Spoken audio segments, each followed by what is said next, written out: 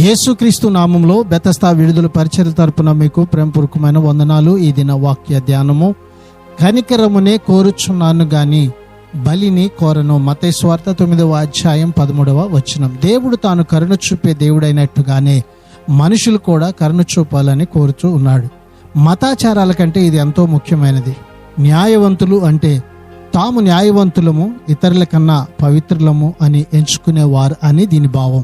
నిజానికి అందరూ పాపులే, ఏ భేదము లేదు. అందరూ పాపము చేసి దేవుడు అనుగ్రహించే మహిమను పొందలేకపోవచ్చు ఉన్నారు. అయితే మనుషులు అర్థం చేసుకోవాల్సిన రీతిలో దీన్ని ఇంకా అర్థం చేసుకోలేదు. క్షమాపణ, పాప విముక్తి, రక్షణ పొందాలని పాపులను పిలవడానికి యేసుక్రీస్తు ఈ లోకానికి వచ్చాడు. ఈ దిన వాక్యాన్ని బట్టి మనం కూడా కనికరమును ప్రేమించుచు దేవుని పక్షంగా జీవిద్దాం. అట్టి కృపను, ధన్యతను ప్రభు మనందరికీ దయచేయును గాక. ప్రార్థన.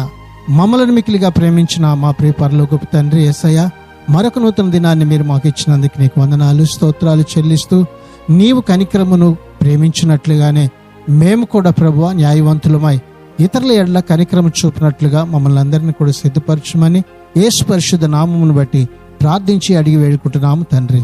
ఆమెన్.